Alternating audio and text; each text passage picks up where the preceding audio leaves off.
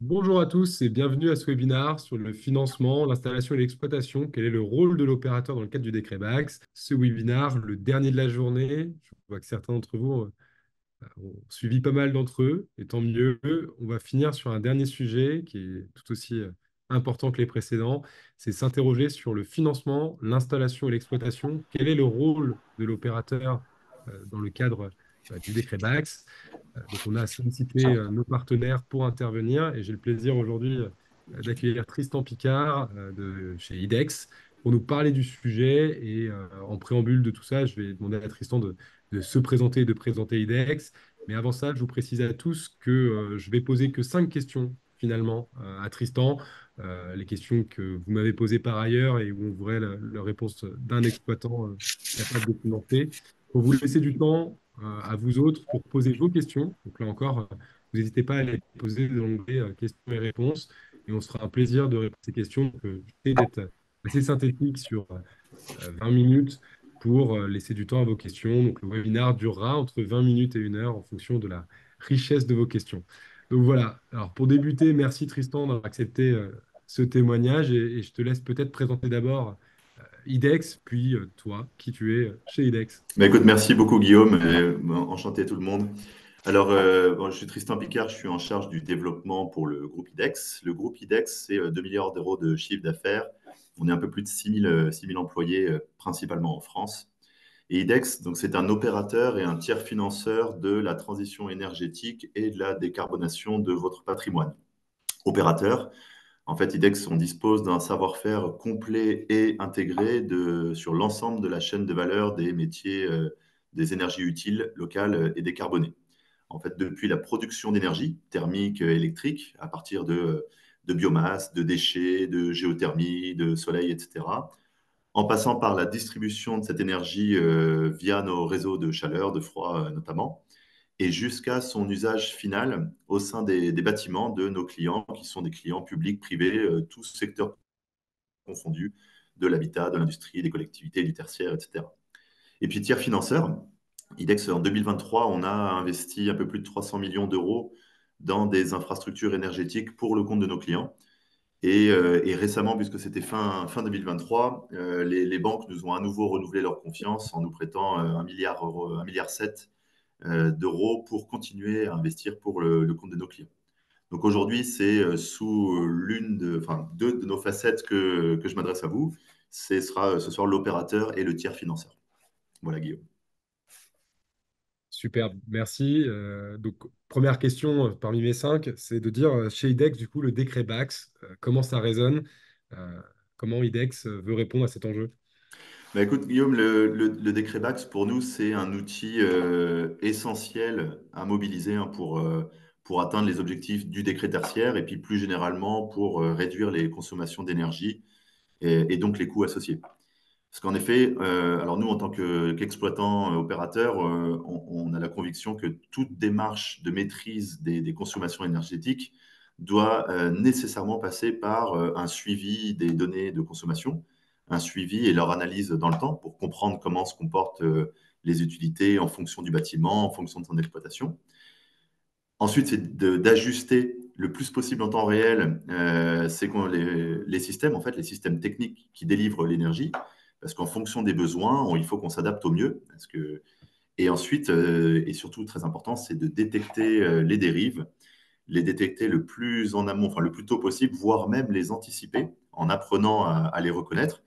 Et ce qui permet en fait d'éviter les surconsommations, puisqu'une dérive, un mauvais fonctionnement, en général, quasi à chaque fois, ça veut dire une surconsommation d'énergie et potentiellement aussi des coûts de maintenance supplémentaires. Parce que forcément, c'est toujours plus cher d'aller intervenir sur un équipement abîmé plutôt que d'avoir anticipé en faisant des réparations qui prolongent sa durée de vie. Donc, le décret BAX voilà, est nécessaire pour nous dans ces démarches. Et donc, le décret préconise l'installation d'un système d'automatisation et de contrôle. Donc, ça incite à installer ces outils GTB, GTC qui sont donc nécessaires pour cette optimisation des consos, mais aussi, ça a un impact sur le confort, puisque en maîtrisant mieux la production pour le besoin attendu, on s'assure que le confort soit au rendez-vous, parce que ce qui importe le plus à nos clients.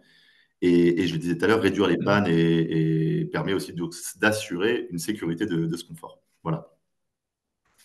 Ouais, je partage le fait que c'est finalement pas tellement une contrainte complémentaire, on y reviendra, mais c'est bien dans la lignée du décret tertiaire et que c'est bien des premières actions de sobriété, et d'efficacité énergétique, mais ça fait partie de mes questions qui vont arriver juste après. Mais déjà de manière globale, quand on parle des GTB, et je vais essayer de donner plusieurs fourchettes de gains parce que visiblement il y a plusieurs positionnements possibles et le positionnement d'IDEX m'intéresse. On Mm. entend un gain moyen en général, si je le résume, j'entends souvent 10 à 25%. Certains annoncent du 40%, j'ai vu du 60% parfois. La FEDEN, elle, donc, qui est le syndicat de la performance énergétique, annonce un gain moyen de 12%. Bon, 12, 40, quel est le bon chiffre? Bah, écoute, c'est une excellente question. Alors, je vais certainement pas contredire nos confrères de la FEDEN, dont on fait partie.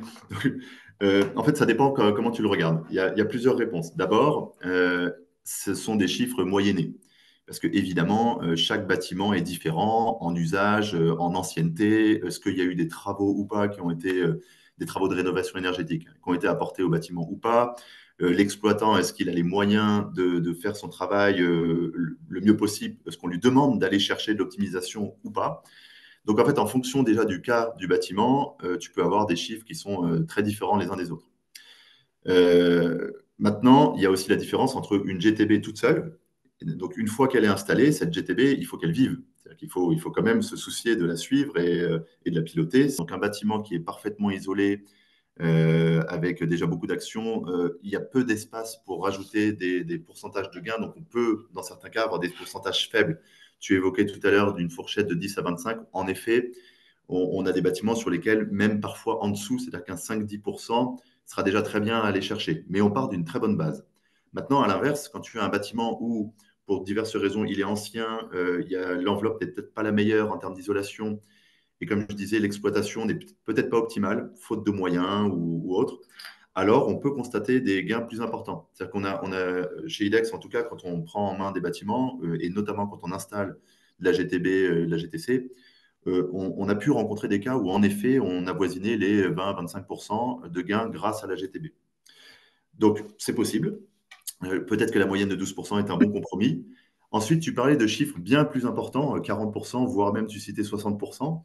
Alors, ça court moins les rues, il ne faut pas non plus trop se leurrer, mais on en voit. On en voit, et alors, c'est vrai que nous, dans ce cas, on est même capable, alors je le dis parce qu'on est capable même de s'engager, et parfois, contractuellement, on va jusqu'à ce niveau de cible. Alors, 40% oui, et le 60%, c'est quand même très, très, très, très élitiste. Mais ce qu'on constate, c'est que souvent, on mutualise le bénéfice de la GTB, tout ce qu'elle apporte, qu'on détaillera peut-être tout à l'heure éventuellement en fonction de tes questions, mais c'est vrai que le fait que ce soit digital, instantané, en temps réel, partout, c'est une vraie aide. Moi, je dis toujours que ça permet d'augmenter l'exploitant. En fait, on est un exploitant avec du digital et de l'IA. Mais il faut aussi que l'exploitant soit incentivé, il faut qu'il soit motivé à ce qu'il y ait les économies. Donc, si on lui laisse déployer les moyens pour, donc un exploitant motivé et incentivé à générer l'économie avec des bons outils, dont de la GTB, alors oui, on peut constater des pourcentages aussi forts. Ouais, donc c'est sûr que là, bon, nous aussi, on voit rarement des gains à 60%, mais c'est vrai qu'on en voit des gains supérieurs à 30%, ça on en voit.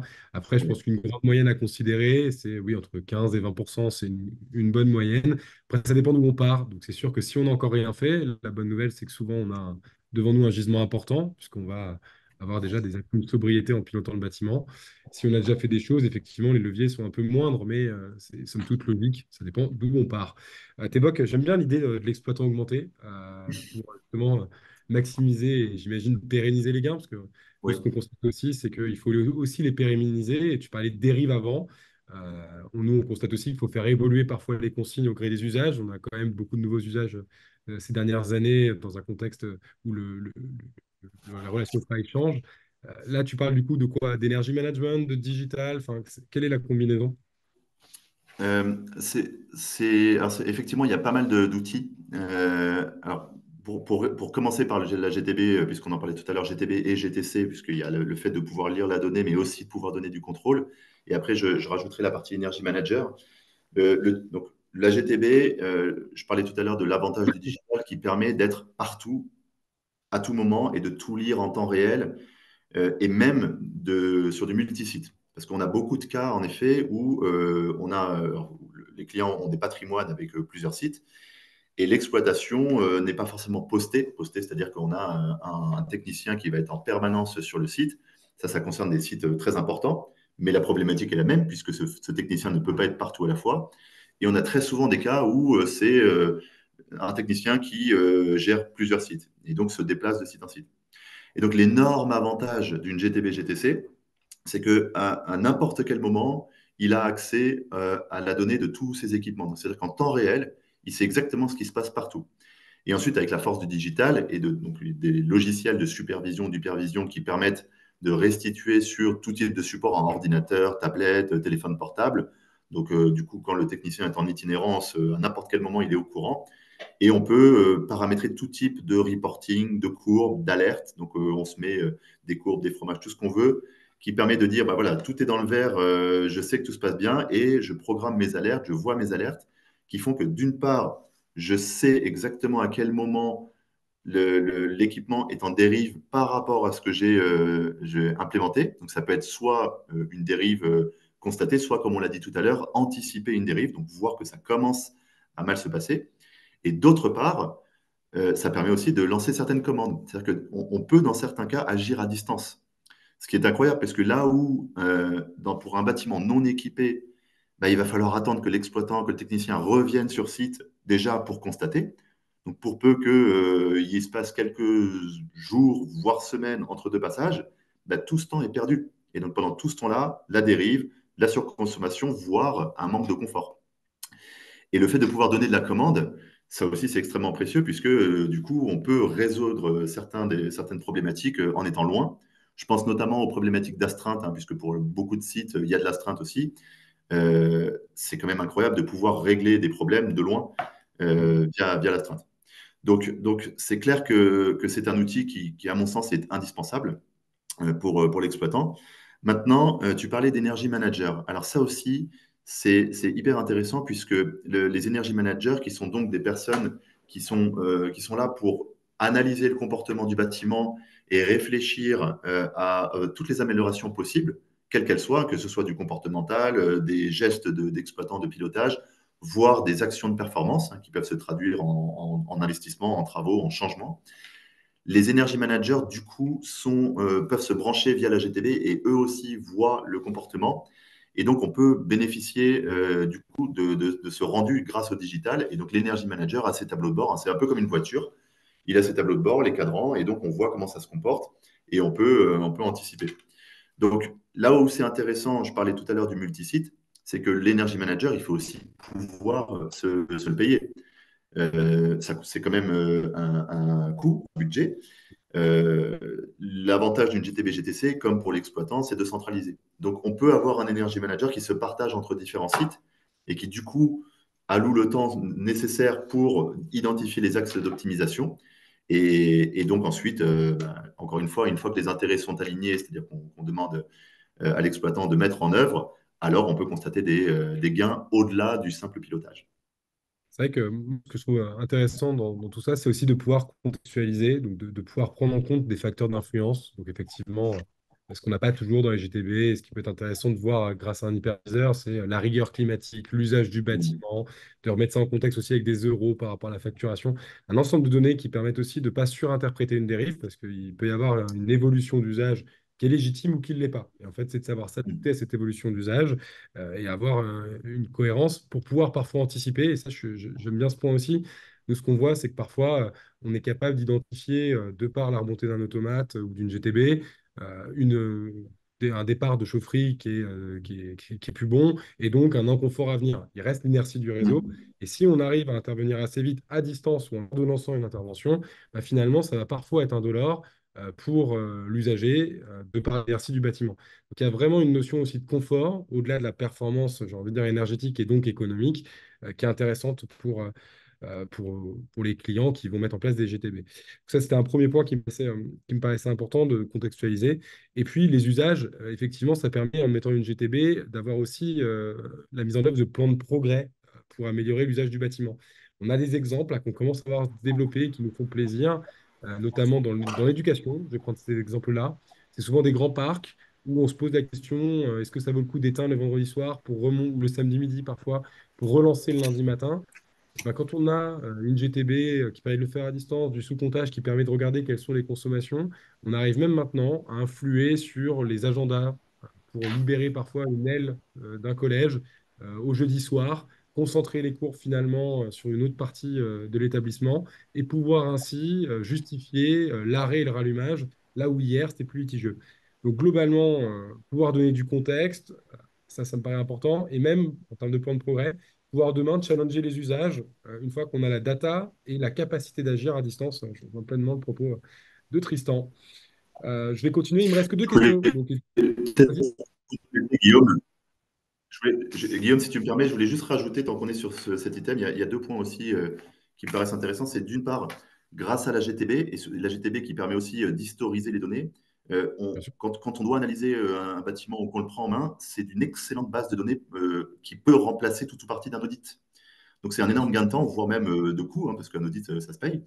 Et donc c'est une formidable base de données pour réfléchir à des travaux d'amélioration, des actions d'amélioration.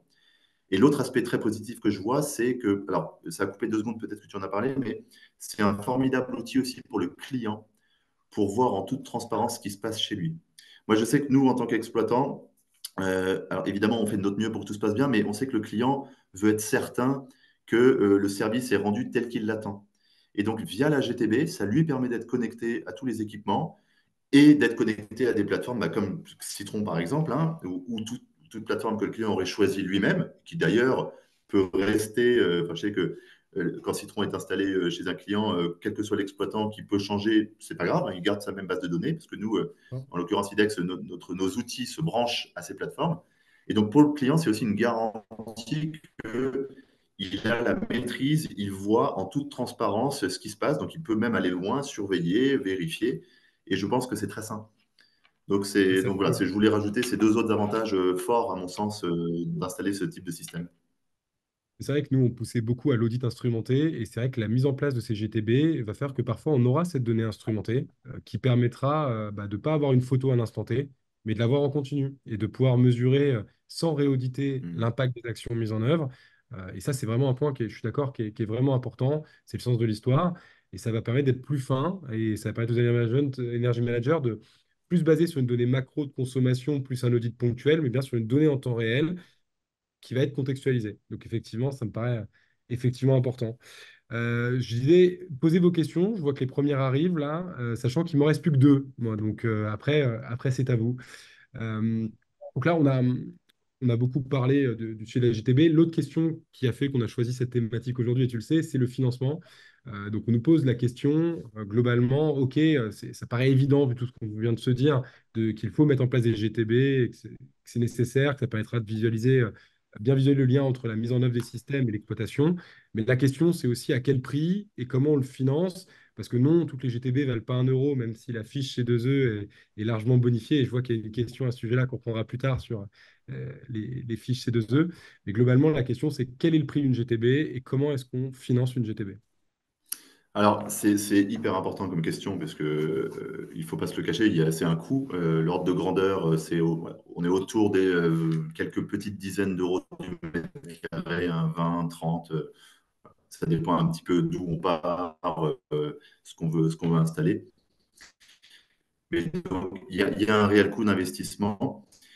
Donc, il y a plusieurs leviers. Tu en as parlé. Il y a le levier d'abord C2E, parce que surtout en ce moment où donc là, on en a jusqu'à mi-2024 encore pour avoir un coût de l'investissement qui est fortement, très fortement réduit.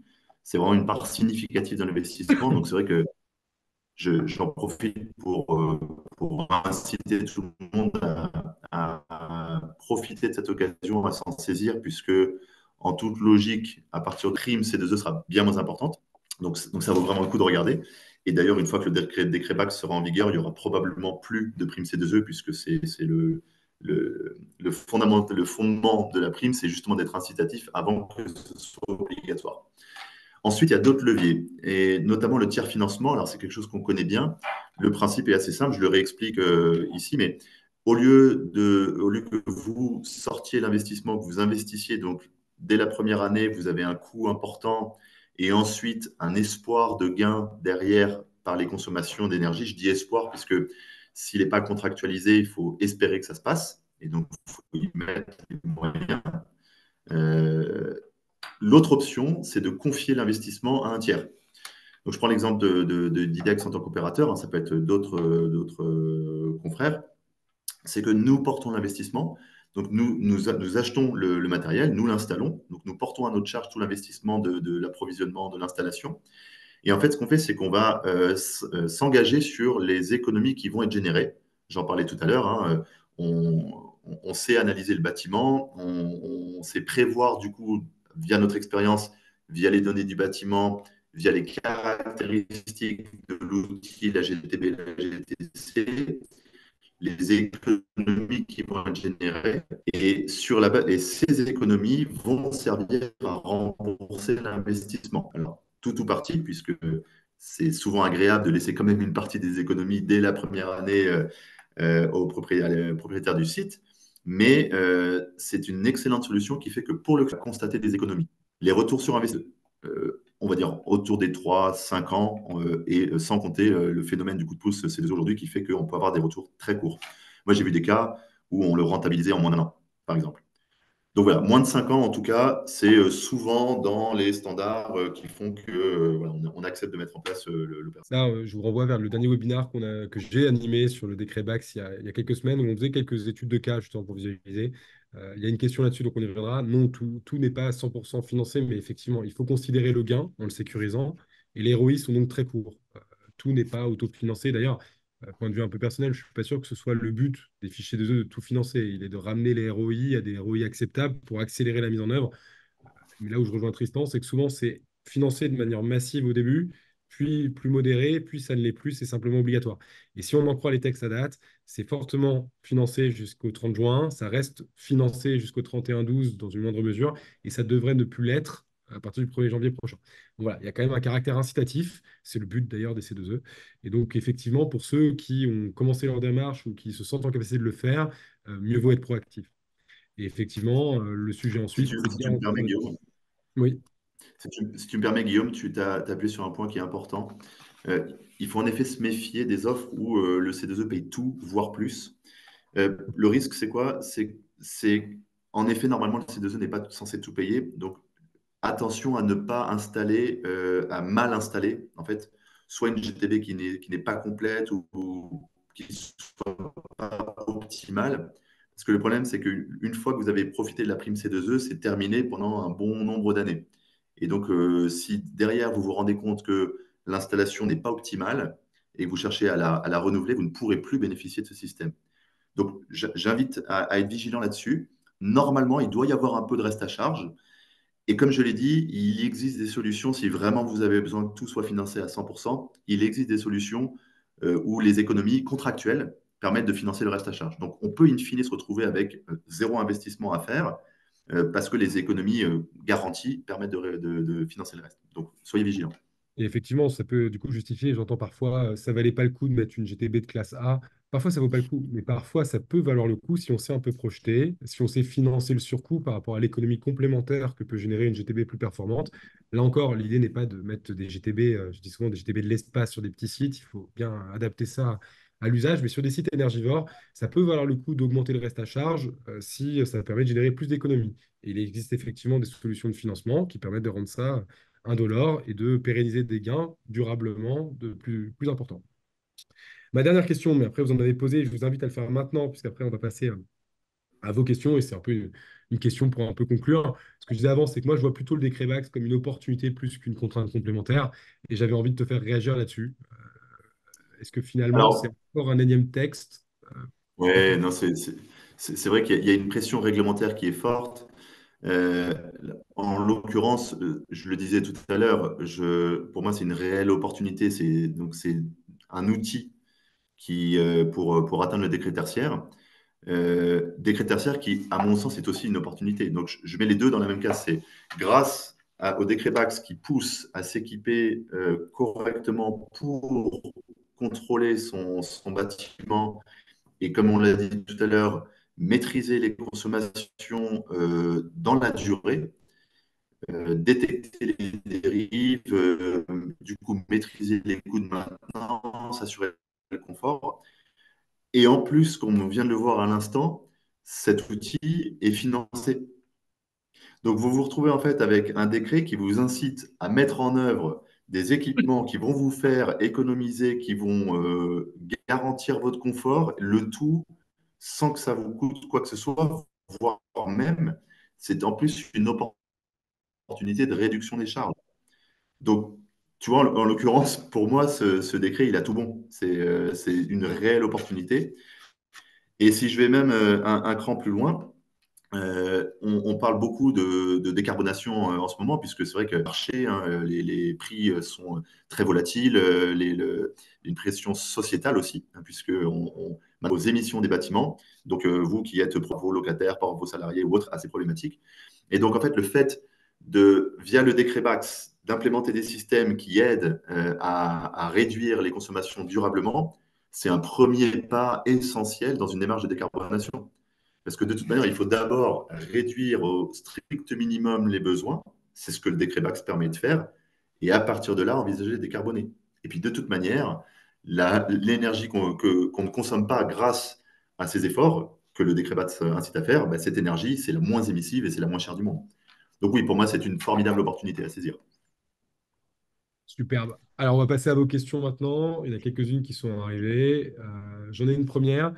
Il dit valorisez-vous dans vos offres le fait que les sites soient équipés ou non de GTB. Donc, c'est ce qu'on a dit un peu avant, mais oui, j'imagine que le gain n'est pas le même s'il y a déjà une GTB existante qu'il faut améliorer ou si on en met une en place d'un site qui n'en avait pas. Oui, bien sûr. En fait, il faut être pragmatique. C'est-à-dire que la première des choses à faire, c'est de regarder ce qu'il y a sur le site. Il y a souvent des sites équipés, mais la GTB n'est pas utilisée.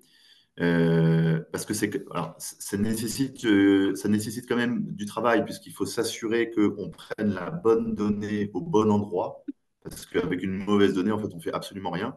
Donc, est-ce que le plan d'implémentation de la GTB a bien été fait? Donc, ça, c'est quelque chose qu'on va vérifier. Si c'est le cas, tant mieux. Si ce n'est pas le cas, on va proposer des corrections. Alors, ça peut être des bouts de correction, parce qu'il y a peut-être certains équipements qui sont bien surveillés, bien monitorés, d'autres pas. Peut-être qu'ils ont été acquis dans l'histoire et qu'on n'a pas pris le temps de les rebrancher. Et puis parfois, on arrive sur des bâtiments où il n'y a absolument rien du tout.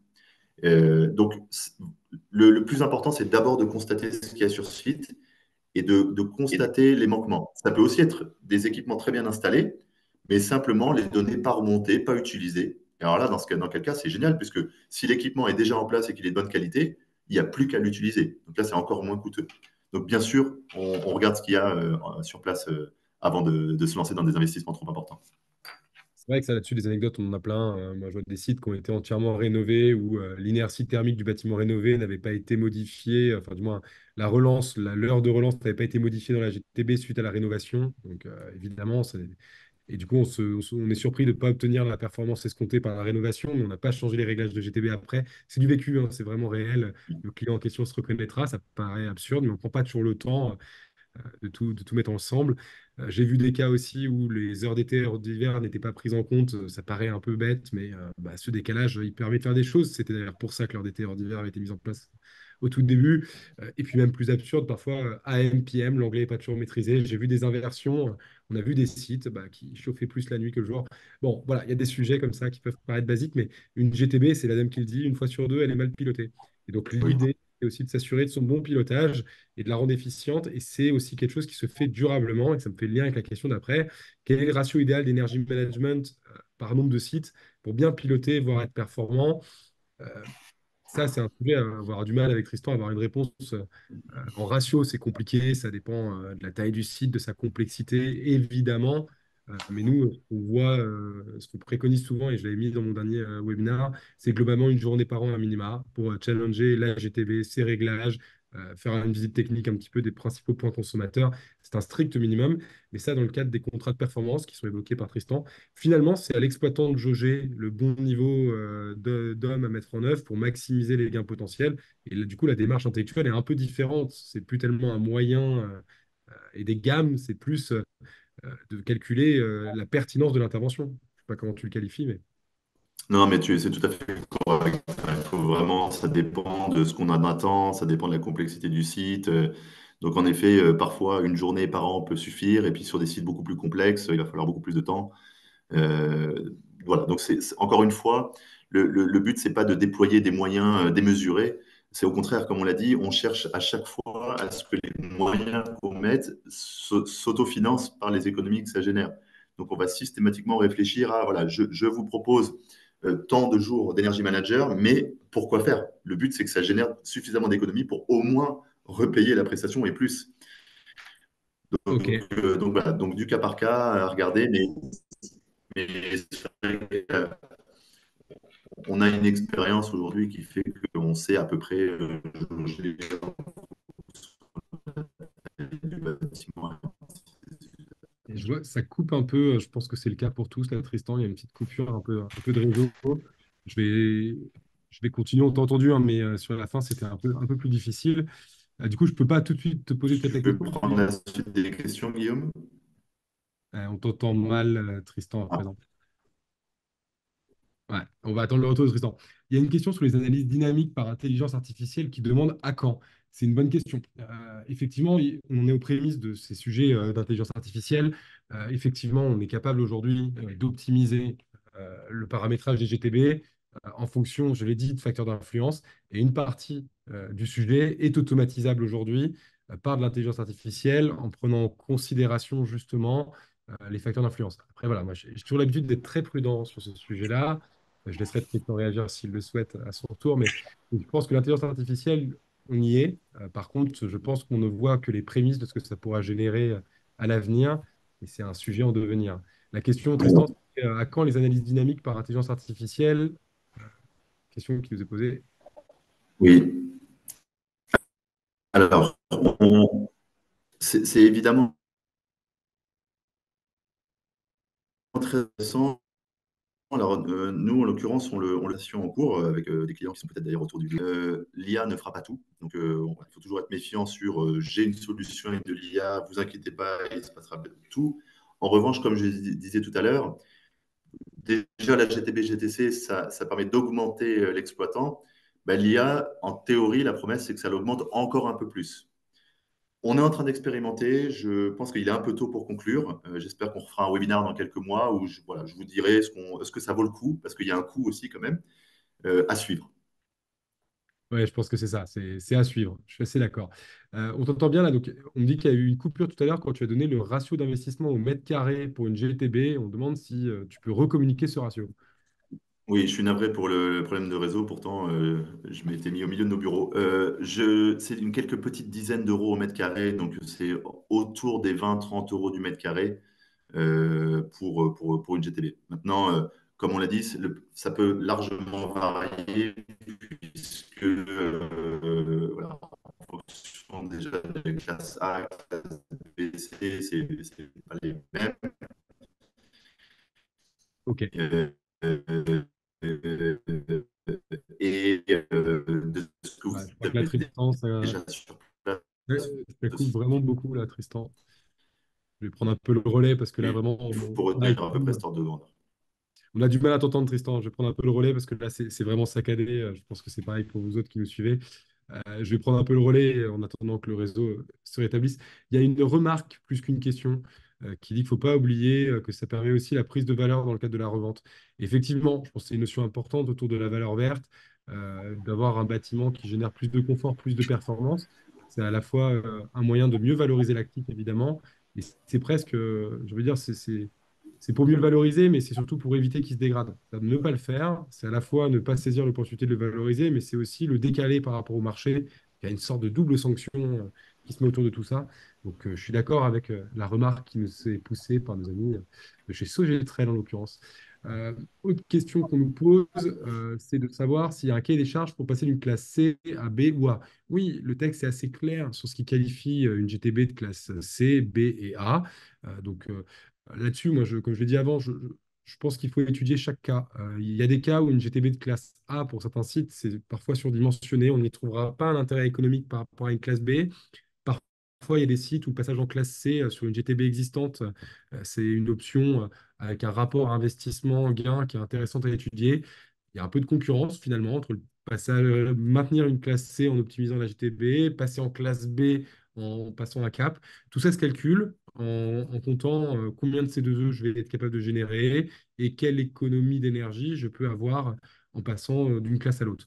Mais oui, tout est très bien détaillé dans le. Il y a un document du ministère qui détaille d'ailleurs euh, la classe A, B ou C sans avoir à lire l'arrêté complet.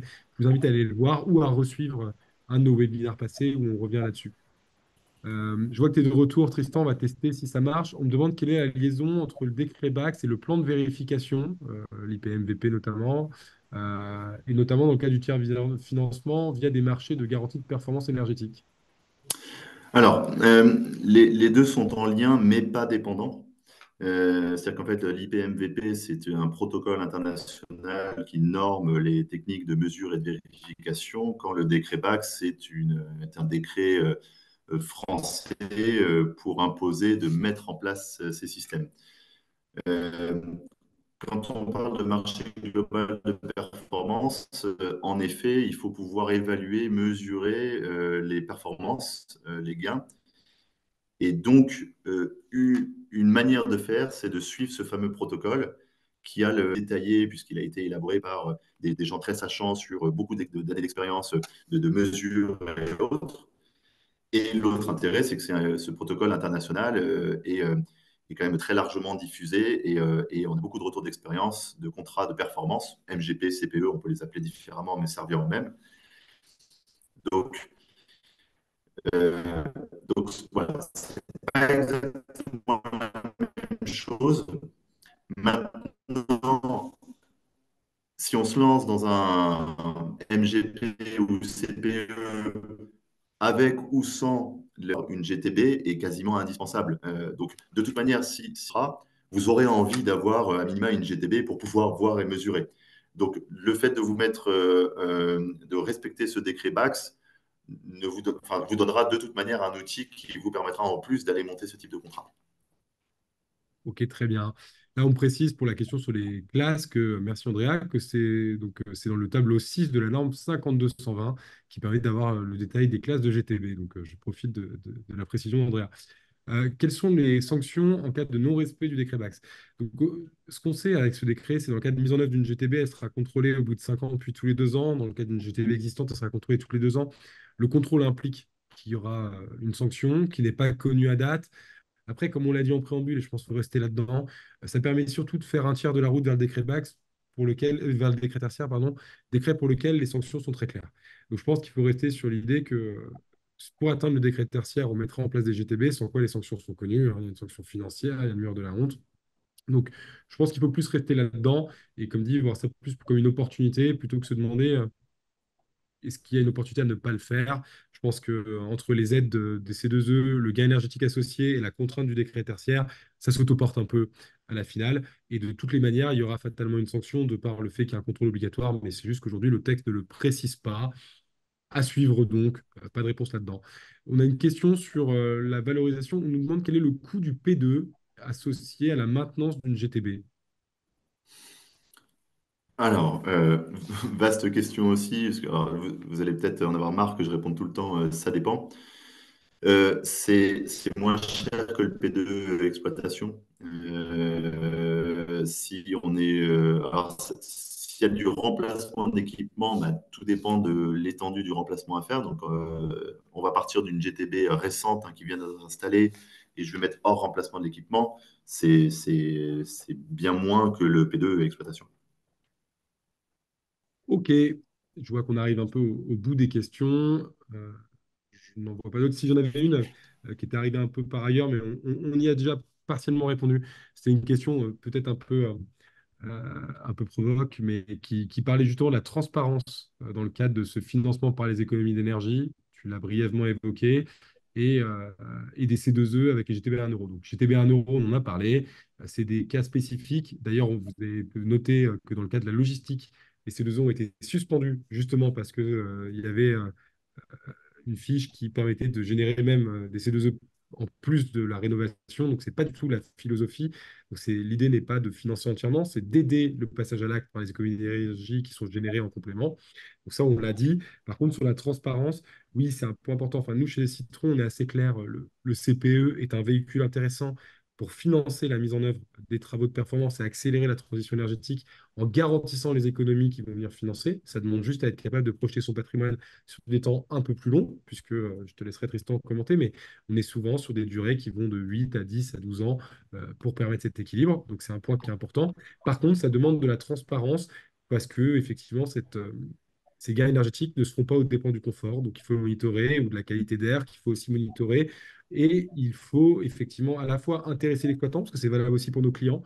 Si on n'intéresse pas l'exploitant, on n'incite pas non plus à essayer de se surpasser et générer davantage d'économies. Mais l'exploitant doit aussi être transparent, c'est que s'il surperforme, il faut qu'il y ait une clause de répartition. Et tout ça, ça se veut, ça se doit d'être transparent, je crois, mais je sais qu'on partage, mais je te laisse peut-être commenter, Tristan. Non, tu as complètement raison. C'est la philosophie à laquelle on adhère. Et puis de toute manière, je te dirais que la transparence est imposée, puisque c'est vrai que si on surperforme, on est très content de partager, mais parce que là, on peut surperformer avec le travail de l'exploitant, mais aussi avec le comportement de l'usager, parce qu'on a parlé tout à l'heure de sobriété, il y en a une partie qui vient de l'usager. Hein. S'il laisse ses fenêtres ouvertes en permanence en plein hiver alors qu'on chauffe les bâtiments, c'est de la perte pour tout le monde. Et puis à l'inverse, de toute manière, nous on joue le jeu puisqu'on est aussi prêt à se pénaliser. C'est-à-dire que si on n'est pas au rendez-vous, ben, on le paye, c'est notre responsabilité. Donc moi, ce principe de transparence et de partage me va très très bien. Et c'est d'ailleurs ce qu'on applique dans tous nos contrats d'engagement. Ouais, ça me paraît. Je pense que maintenant, c'est devenu la norme. C'est vrai que dans le passé, ce n'était pas toujours le cas. Ça a laissé, pour certains, l'image de contrat opaque. Très sincèrement, c'est plus le cas. Aujourd'hui, la bonne pratique, c'est de mettre de la transparence et on voit plus de CPE sans clause de transparence aujourd'hui. Que ce soit sur d'ailleurs même la garantie des équipements, parce que c'est un autre intérêt du CPE, hein, c'est de garantir les équipements qui sont mis en œuvre et même ceux qui sont existants, hein, d'assurer le gros entretien et le remplacement en cas de casse. Et tout ça sont normés par des clauses d'intéressement réciproque, un point important. En cas d'excès, où généralement l'exploitant assume la majeure partie de l'excès, et en cas de performance, où là, il y a des règles de partage, dont les conditions soient déterminées avec l'opérateur. Voilà, donc c'était la dernière question. On en pose une dernière, c'est est-ce qu'on voit émerger beaucoup de CPE en lien avec le décret tertiaire? Oui, c'est clair que, alors j'en parlais récemment avec une journaliste d'ailleurs qui ressortait des chiffres. Donc, on voit qu'il y a une vraie tendance à l'augmentation des CPE. Alors, je suis d'accord avec toi, Guillaume, il y a eu un petit coup dans l'aile quand certains se sont plaints du manque de transparence. C'est d'ailleurs aussi pour ça, on parlait tout à l'heure du protocole IPMVP. Alors, il est pas simple. Donc, en effet, on ne peut pas le mettre dans les mains de n'importe qui. Il faut aussi que le client puisse le comprendre. Mais dans ce cas, si pour le client c'est compliqué, il faut se faire aider par un AMO ou un Citron ou autre le fait qu'il y ait ce type de protocole qui existe permet déjà de mettre de la transparence. Donc, même s'il y a eu un petit coup dans l'aile à un moment, aujourd'hui, on voit qu'il y a un réel regain d'intérêt. Et puis, l'actualité, hein, la volatilité des prix, comme on l'a dit tout à l'heure, fait que bah, l'impact d'une réduction des consommations est encore plus bénéfique quand on sait à quel point l'énergie peut monter et donc peser dans un compte de résultat. Donc, on voit beaucoup plus de demandes. Et ce qu'on voit aussi, c'est que l'écrasante majorité des CPE étaient ce qu'on appelle des CPE services, c'est-à-dire des CPE où c'est principalement du... Ah, je crois qu'on va reperdre une dernière fois Tristan, qui allait parler des différents types de CPE. Je crois pouvoir répondre pour lui. Il y a des CPE services qui vont être autour de la conduite, justement, de la sobriété et de l'efficacité. Il y a des CPE où on va s'intéresser un peu au système, avec des plans de renouvellement des systèmes obsolètes ou avec des technologies plus performantes disponibles. Et des CPE plus globaux, où on va prendre en compte la partie bâtimentaire. Il y a une dernière question qui est arrivée sur les plateformes de type BOSS. Donc, pour ceux qui l'ont pas, Building Operating System. Donc, c'est ce qu'on appelle aussi un middleware. Quel est notre avis sur le sujet? Oui, l'idée de ces middleware, c'est de permettre de créer un pont entre les équipements du bâtiment et les applications externes. Euh, Vous pouvez utiliser Citron pour ça. Évidemment, on se repose sur le protocole de communication associé. Mais effectivement, vous pouvez nous utiliser pour agréger ces données. Nous, notre métier, c'est effectivement d'agréger des données hétérogènes sur notre plateforme, qu'importe sa source. Et ça, c'est un point important. On ne vous recommande pas forcément de mettre la même GTB sur tous vos sites. Il y a une notion effectivement d'adapter la GTB au site. Mais à la fin, il faut être capable de les monitorer globalement en un point unifié. Et pour ça, il faut effectivement être capable d'agréger les données, qu'importe leur source. C'est un point important. Et on va permettre aussi de mettre en perspective les données de la GTB avec des données en euros, avec des données de confort, avec l'intéressement qu'on vient d'évoquer avec Tristan juste avant, et de mettre parfois de manière beaucoup plus simple en perspective les performances selon un schéma IPMVP, mais accessible, intelligible, parce qu'effectivement, la norme est quand même complexe, pour s'assurer qu'on a bien les bons gains avec un confort maîtrisé et qu'il y a bien une règle de partage et d'intéressement qui est appliquée. Voilà, je vous remercie tous. Tristan, on est arrivé à la dernière question et ça devient un peu compliqué de s'entendre, mais merci à tous en tout cas d'avoir participé. Euh, je vous invite à revoir le webinaire parce que je vois quelques questions qui reviennent où les réponses sont dans le premier webinaire qu'on a fait sur le décret Bax. Je clôture aussi la journée autour du décret Bax. J'ai pu moi aussi participer, écouter comme vous certaines des conférences. C'était intéressant. Et puis suite à venir, puisqu'il y aura pense qu'on peut déjà vous le dire, une autre journée autour de cette thématique-là où on ira plus loin. Donc n'hésitez pas à nous solliciter sur des thématiques qu'on n'a pas abordées ou que vous voudriez voir abordées et peut-être des intervenants. Si vous voulez intervenir à ces journées et participer, n'hésitez pas à nous faire signe. Merci à tous et merci encore Tristan pour ce témoignage précieux. Merci à tous.